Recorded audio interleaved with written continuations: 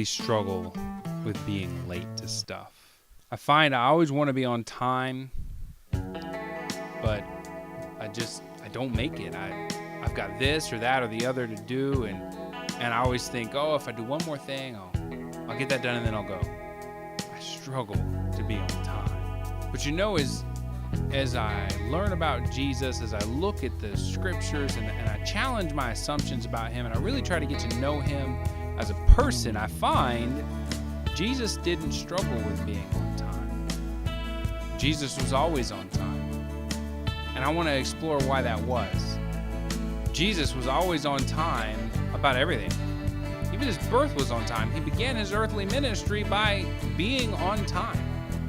Galatians 4 says that at just the right time, God sent his son, born of a woman, born under the law, that he might redeem those who are under the law. And what's cool about that is that from a prophetic perspective, if you look at the Old Testament, prophetically, his birth was on time. Daniel chapter 9 talks about the 70 weeks and perfectly predicts Jesus' entry into Jerusalem. You know what's interesting about that phrase, the fullness of time, is that 98% of people who have ever lived on the face of this planet were born after Jesus. He was born at the cusp of a population explosion, so that most people have lived in an age where their sins were already paid for, where Jesus had already died and risen again. It was at just the right time. Jesus, even his birth was on time. When he began his ministry, it was with his first miracle, turning water into wine to save a wedding. It would have been socially very embarrassing to run out of wine at your wedding, and at just the right time, Jesus did something about it. He was on time with his miracle. At one point, he told his disciples he would meet them at Capernaum, and he was on the other side of the lake, and they went ahead of him, and he met them on time. In fact, you might say he was a little early. He walked across the lake on the water to be on time to meet his disciples like he promised. Jesus even served dinner on time. If you look at the accounts of where he fed the 5,000 with just a few loaves and a few fishes, it wasn't to prove who he was. It wasn't to make a big show out of it. It was because it was dinner time. It was time for everybody to eat. So everything that Jesus did, he did it on time. And if you remember from last week, we talked about that Jesus never did anything he didn't see the Father doing, and he never said anything he didn't say the Father hearing. Jesus was on time because he followed the plan set for him by God. And so if we want to be people who are on time, where does our power need to come from? Where does our schedule need to come from? But you know, there was one time that Jesus was accused of being late. He was with his disciples when somebody came and told him that his friend Lazarus was sick and about to die. But Jesus seems to have procrastinated. He waited 2 days before even leaving. And by the time he got there, Lazarus was already dead. You can read about the story in John chapter 11. And what's interesting about it is when he got there, Lazarus' sisters, Mary and Martha, came up to him and said the same thing. Lord, if you would have been here, Lazarus would not have died. Our brother would not have died. So they accused Jesus of being late. But if you do the math, Jesus couldn't have gotten there on time. Figure it took a day for the messenger to leave Bethany where Lazarus was sick and get to Jesus to give him the message. Then Jesus waited 2 more days, and then he took the day journey to Bethany. And so from the moment that somebody sent the messenger to Jesus to the moment that Jesus got there, it had been 4 days. And how long did they say Lazarus had been in the tomb?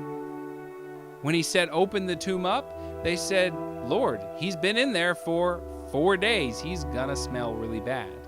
Lazarus was dead before the messenger ever got to Jesus. And do you think Jesus might have known that? Or do you think God might have known that and told Jesus to wait? And Jesus, being the obedient son, did. So it would not have been possible for Jesus to be on time. But you know the story, don't you? He said, this is not going to end in death. He called it before he ever left. He told the disciples, we're not in a hurry. I'm going to bring Lazarus back from the dead. And then when he got there, he did at exactly the right time. So here's what Jesus' schedule was all about. John 11:4, they've just told Jesus that Lazarus is sick and dying. And he says, this sickness will not end in death. No, it is for God's glory, so that God's Son may be glorified through it. And then Jesus shows up to the funeral. He said, Lazarus, come out. Lazarus came back from the dead, and that's exactly what happened. See, that's what Jesus' schedule was about. He wanted to glorify God. Is that what your schedule is about?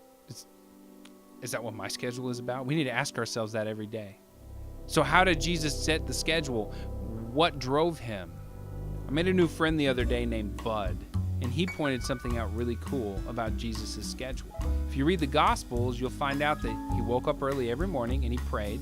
He got the plan for the day from the Father, and then he executed the plan, and then he went to sleep.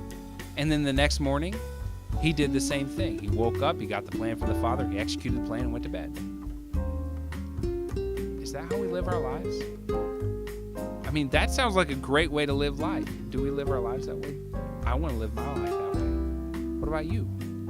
So can we be people who wake up early every morning, get the plan from the Father, and execute the plan?